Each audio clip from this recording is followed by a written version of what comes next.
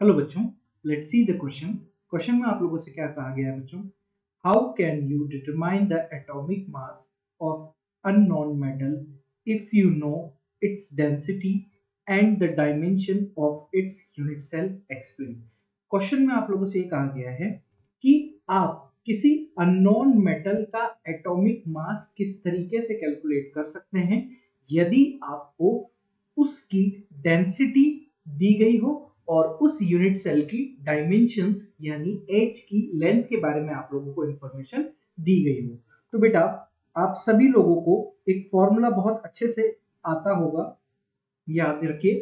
Crystal density, जिसे हम crystal density यानी सीडी की फॉर्म में यहाँ पर रिप्रेजेंट करते हैं। Crystal density is equals to Z into M divided by v into N A. ये होता है बेटा आप लोगों के पास क्रिस्टल डेंसिटी का एक मैथमेटिकल फॉर्मूला।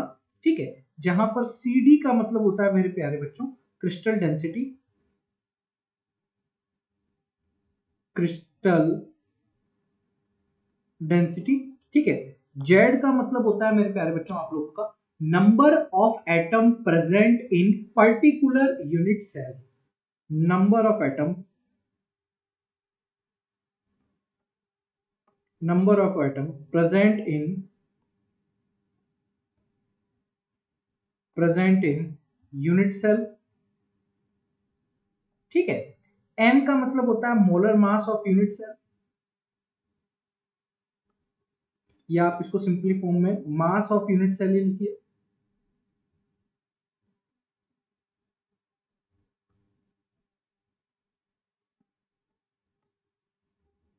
ठीक है। वी का मतलब होता है मेरे प्यारे बच्चों वॉल्यूम ऑफ यूनिट सेल।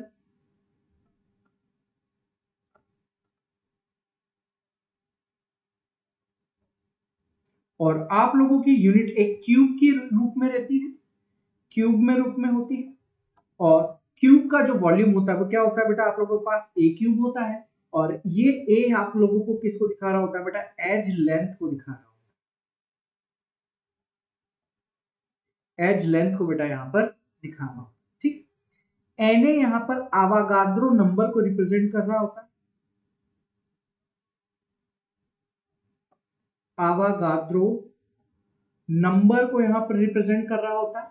और इसका जो मैथमेटिकल नंबर्स होता है जिसको एन को हम रिप्रेजेंट करते हैं वो होता है 6.023 इंटू 10 की पावर 23 बेटा यहाँ पर आवागाद्रो नंबर होता है। और इसको हम बेटा एक मोल की फॉर्म में भी बेटा हम इसको यहाँ पर ध्यान में रख सकते हैं। ये क्या होता है बेटा, 1 मोल की फॉर्म में भी यहाँ पर इसको ध्यान में रखा जाता है।